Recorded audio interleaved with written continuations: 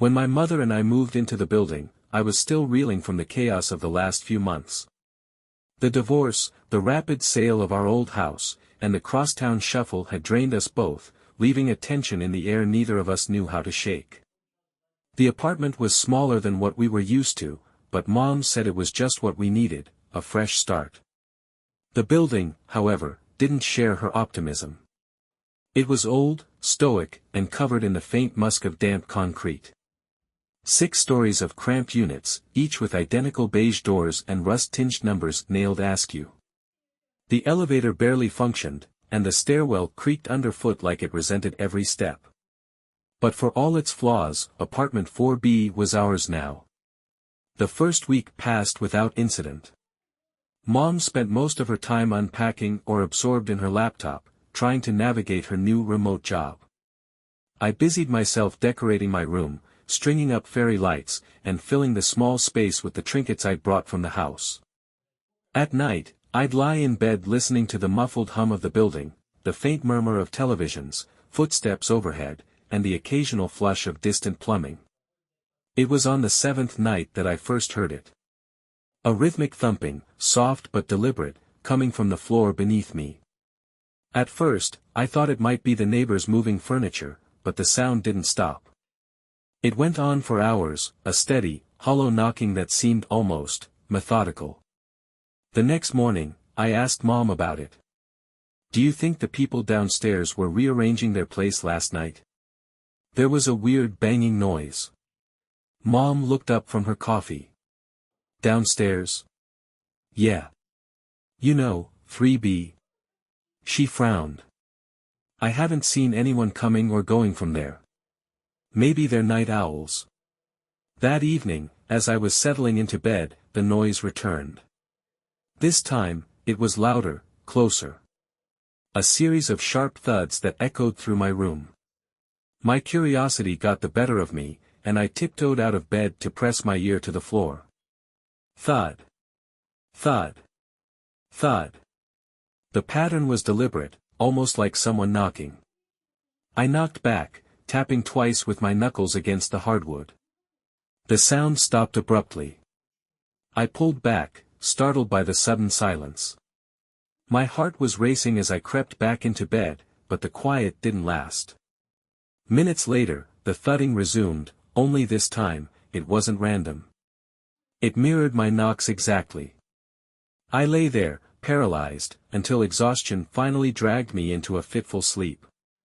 Part 2. The next morning, I decided to investigate.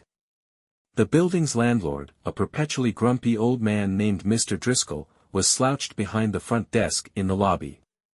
He barely acknowledged me as I approached. "Excuse me," I began hesitantly, "do you know the people in 3B? His rheumy eyes flicked up at me. "Why?" "I've been hearing noises coming from that apartment at night. It's kind of loud." Driscoll snorted. "Can't be. 3B's been empty for years." I blinked. "Empty? But I hear." "Look, kid," he interrupted, "I don't know what you think you're hearing, but no one's lived there since before I took over. Probably just the pipes or rats or something." He waved me off with a dismissive grunt. That night, the sounds returned. Thud. Thud. Thud. The knocking was heavier now, more insistent. I clenched my fists beneath the covers, determined to ignore it, but it was impossible. By midnight, the noise had become a cacophony of bangs and scraping sounds, as if furniture was being dragged across the floor below. I couldn't take it anymore. Throwing on my slippers, I grabbed my phone for light and slipped out of the apartment. The hallway was dimly lit, the flickering overhead bulb casting erratic shadows on the walls. I crept down the stairs, each step groaning under my weight. When I reached the 3rd floor, I hesitated in front of the door to 3B.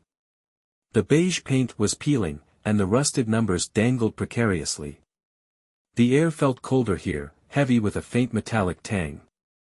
I raised my hand to knock but stopped short. The door was slightly ajar. Inside, the darkness was impenetrable, a void that seemed to suck the light from my phone's screen. "Hello?" I called softly. My voice echoed, tinny and weak. No response. I nudged the door open with my foot, and it creaked ominously. The apartment was bare, its walls stained with watermarks and cracks. The air was thick with mildew, and the floor was coated in a layer of dust so fine it swirled with every breath. But then I noticed something that made my stomach twist. In the middle of the room was a single chair, its legs scraped raw as if it had been dragged across the floor repeatedly. Around it, in the dust, were unmistakable footprints. Barefoot. Small. They weren't mine. I froze, my breath catching in my throat. The footprints weren't just small, they looked like they belonged to a child. They crisscrossed the floor in haphazard paths, circling the chair and disappearing into the shadows beyond the reach of my phone's light. "Is someone there?" I whispered, my voice barely audible. Silence. The faint, metallic tang in the air seemed sharper now, almost like blood. My phone's flashlight quivered as my hand trembled, casting erratic beams across the room. The shadows seemed alive, shifting and stretching like they were watching me. I backed away, my heart pounding, and turned to leave. That's when I heard it, a soft, muffled giggle. It came from behind me. Every instinct screamed at me to run, but my legs felt rooted to the floor. Slowly, I turned my head, the flashlight sweeping across the room. The beam landed on the chair, and my stomach plummeted. It had moved. The chair was now a few feet closer to the door, the scrape marks on the dusty floor stark and fresh. I didn't wait to see what would happen next. I bolted up the stairs, tripping and scraping my knees but scrambling back to my feet. When I reached my apartment, I slammed the door shut, locked it, and leaned against it, gasping for air.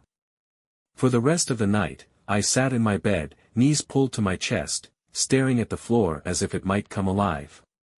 The thudding below had stopped, but the silence felt even worse. The next morning, I told my mom everything. "There's something wrong with 3B, I insisted, my voice trembling. I heard giggling. I saw. "Stop," she said sharply, setting down her coffee mug with a clatter. "I don't want to hear any more of this. You're letting your imagination run wild. We've had a lot of change lately, and maybe you're just," she hesitated, searching for the right words. "Losing it?" I finished bitterly.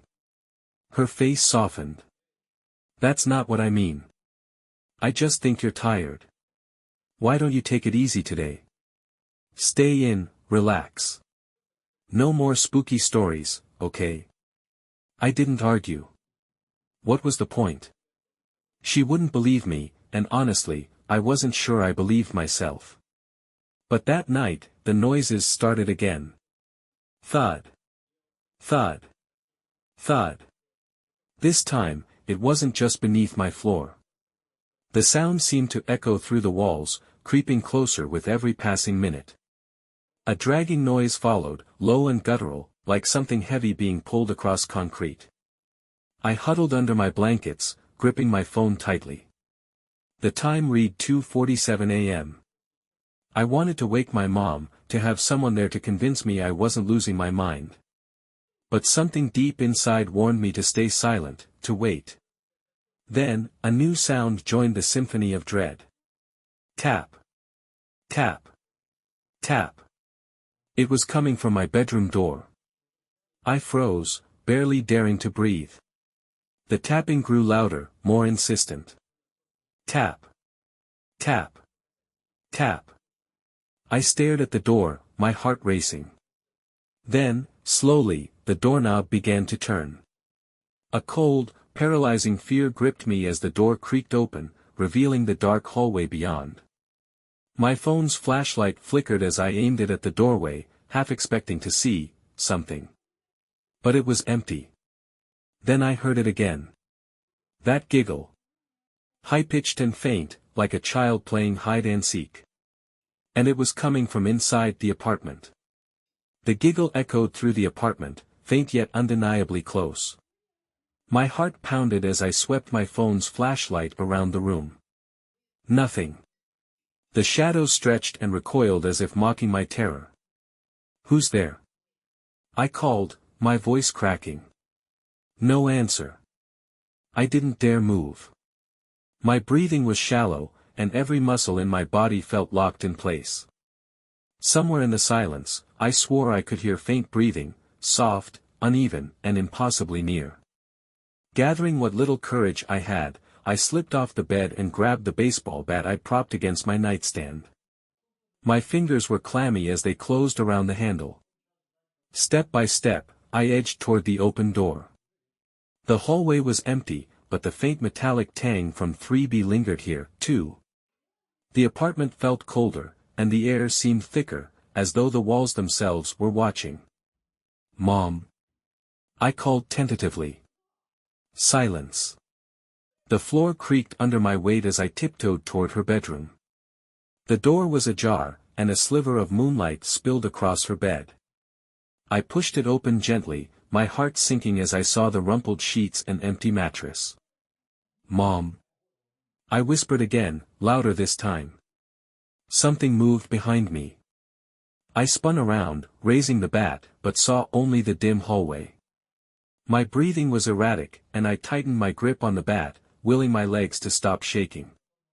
That's when I noticed it. The door to our apartment was open, just a crack. It had been locked.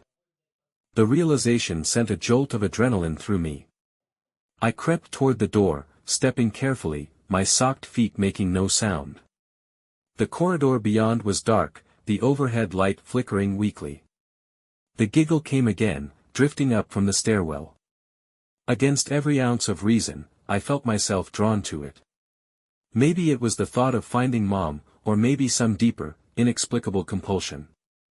Whatever it was, I found myself descending the stairs, bat in hand, following the sound as it echoed faintly below. When I reached the third-floor landing, I hesitated. The door to 3B was wide open, swinging slightly on its hinges as though beckoning me inside. The air here was colder still, heavy with that same metallic tang that now felt almost suffocating. "Hello?" I called weakly. The giggle answered me, this time sharper, closer.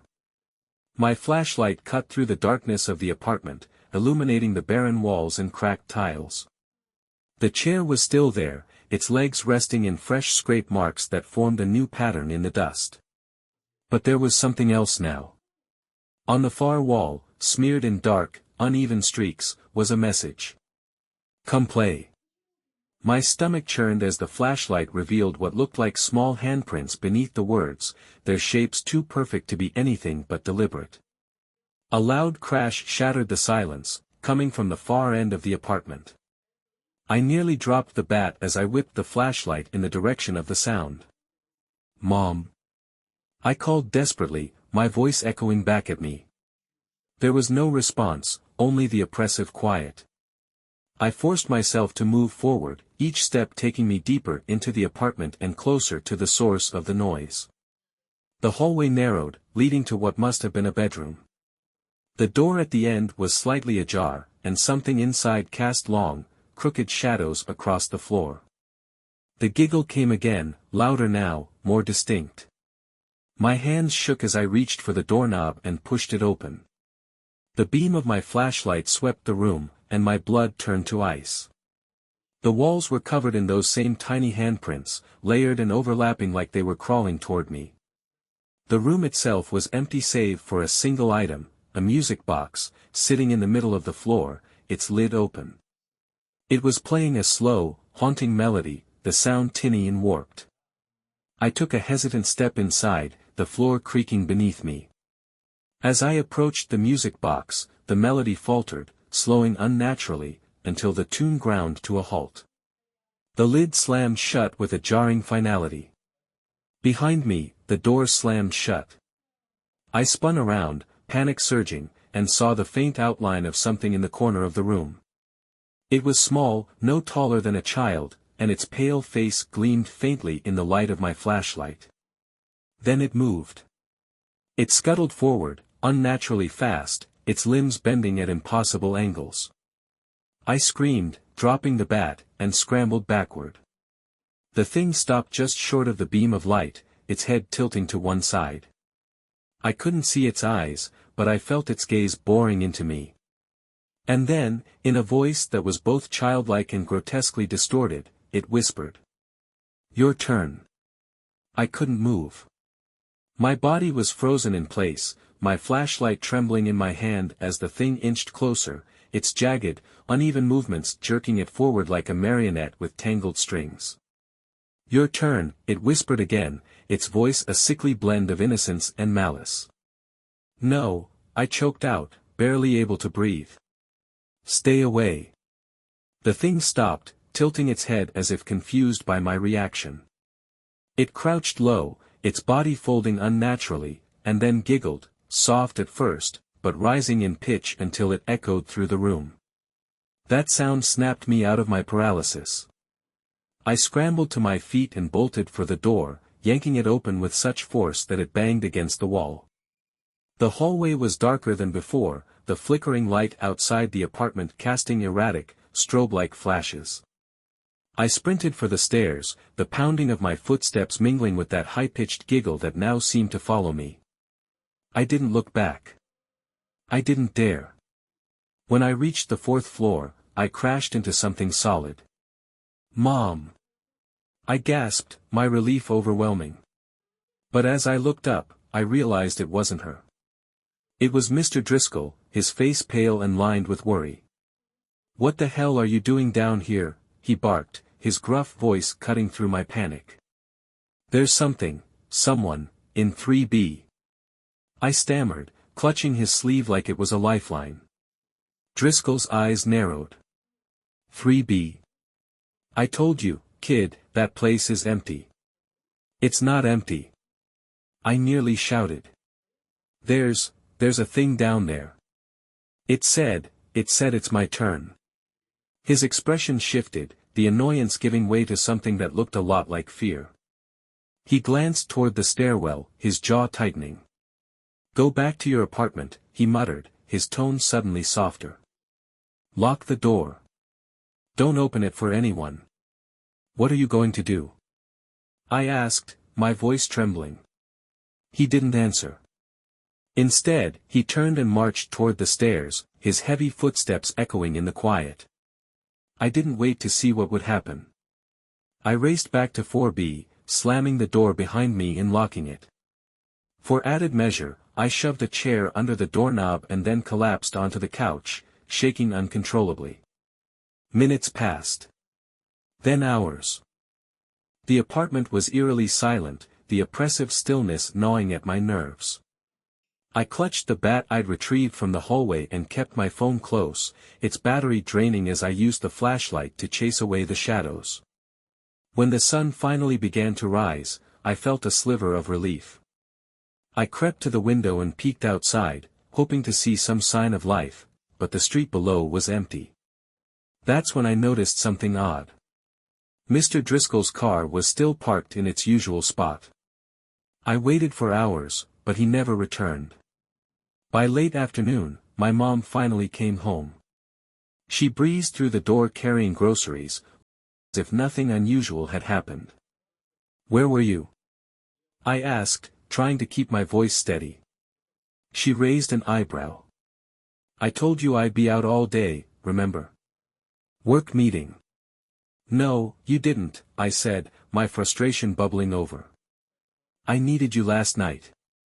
Something happened." She set the bags down and gave me her full attention. "What are you talking about?" I told her everything, the noises, the footprints, the thing in 3B, even Mr. Driscoll's warning. Her face grew increasingly skeptical with every word, and by the time I finished, she looked downright exasperated. "Enough, okay," she said, throwing up her hands. "You're stressed. You're not sleeping well. And now you're scaring yourself with ghost stories. We're going to take a break from all this." "What do you mean?" I asked warily. "You're staying with your aunt for a few days." Somewhere quieter, where you can relax and reset. No. The idea of leaving her alone here sent a chill down my spine. Mom, you can't. This isn't a debate, she interrupted, her tone firm. I've already called her. She'll pick you up tomorrow morning. I tried to argue, but it was no use. That night, I barely slept. The apartment was quiet again, almost mockingly so, as if the events of the night before had never happened. My mom's assurances did little to comfort me, and I couldn't shake the feeling that something was still terribly wrong. When morning came, I packed a small bag and waited anxiously for my aunt. She arrived promptly, cheerful as ever, and whisked me away in her minivan.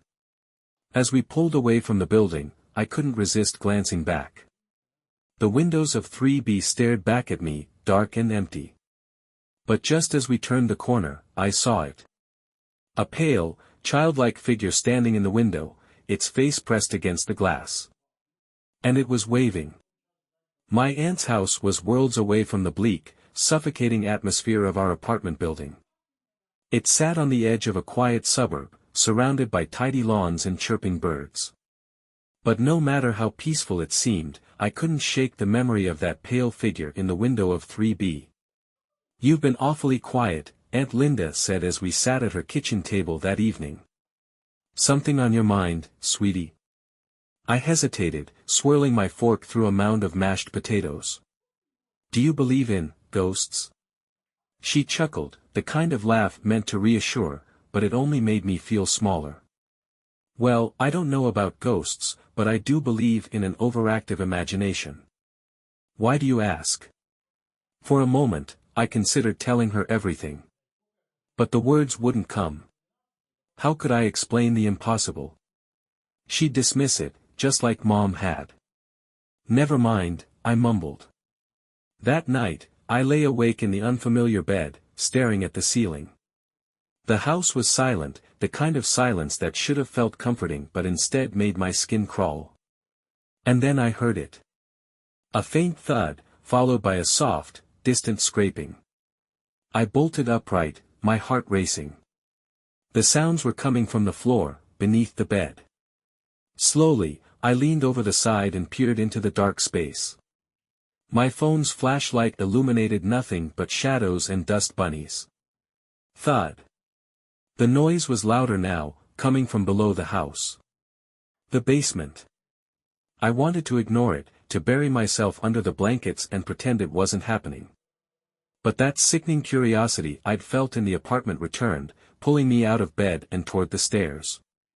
The basement door creaked as I opened it, and a wave of cold, damp air washed over me. Each step down felt like a leap of faith into darkness. The basement was cluttered with storage boxes and old furniture, but my flashlight quickly found the source of the noise. A small, wooden chair sat in the center of the room, identical to the one from 3B. It was rocking. On its own. I let out a shaky breath, every muscle in my body screaming at me to run. But then something else caught my eye. Behind the chair, etched into the concrete wall, were words. They were faint, as if written by tiny fingers in the layer of dust that clung to the surface. I see you. I stumbled backward, my flashlight flickering wildly. The chair stopped rocking. And then the giggle came again. This time, it wasn't faint or distant. It was right behind me. I spun around, but the beam of my flashlight only caught empty air. My breath came in short gasps as I turned back to the wall. The words had changed. Your turn. Something grabbed my ankle. I screamed, kicking frantically, and the flashlight tumbled from my hand.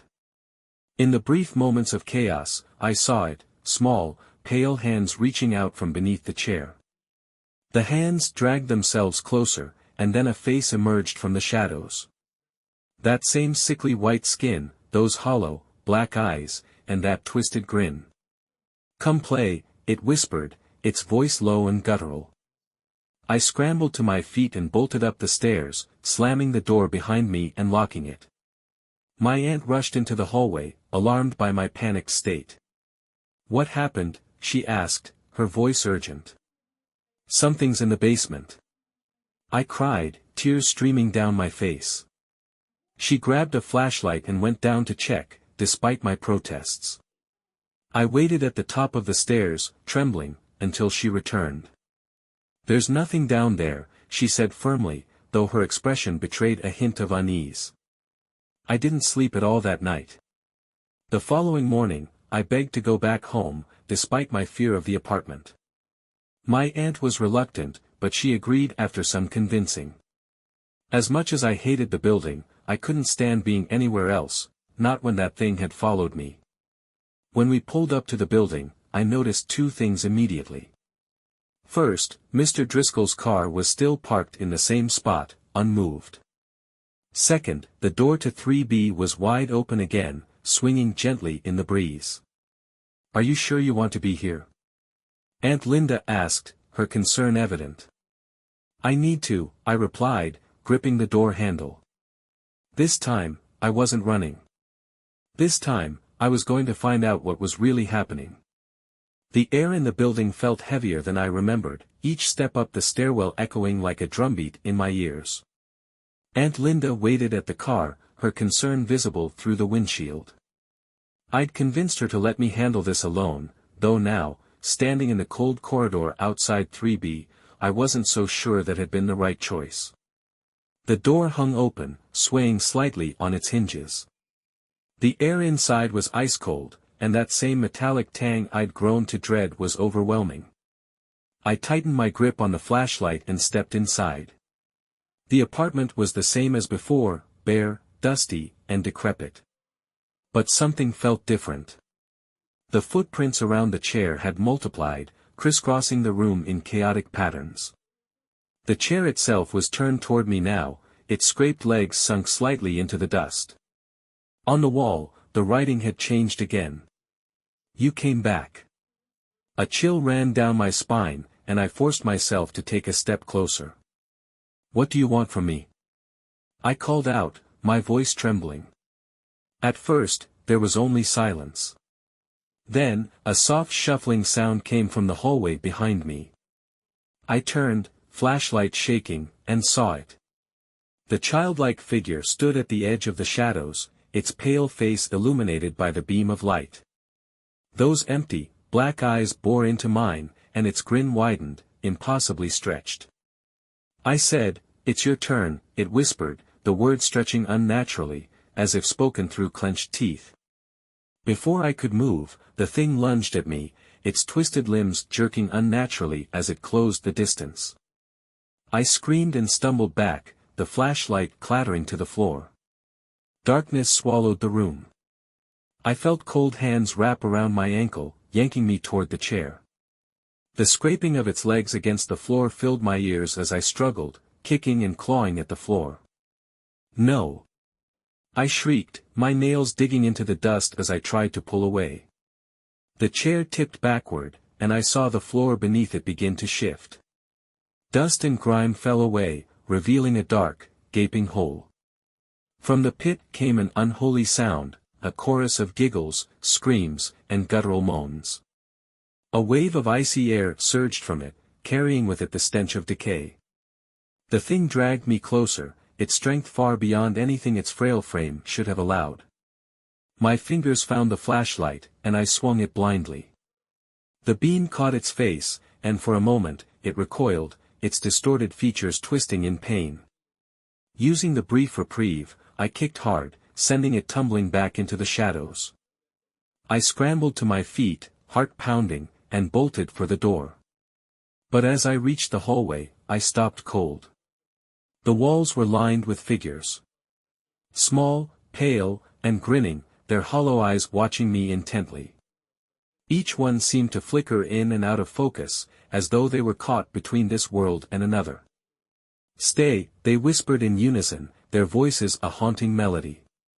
"It's your turn." I didn't respond. I couldn't. My body moved on instinct, sprinting down the hallway, down the stairs, and out into the daylight. I didn't stop until I reached Aunt Linda's car. She jumped out, alarmed, but I grabbed her arm and pulled her back inside. "Drive!"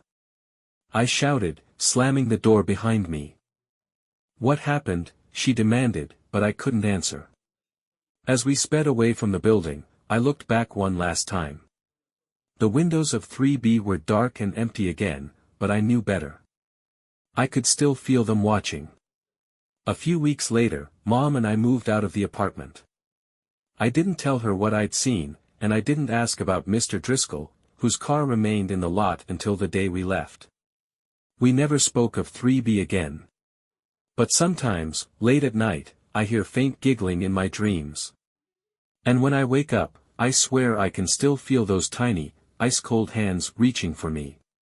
Somewhere, in the depths of that building, the game continues. And one day, someone else will take their turn.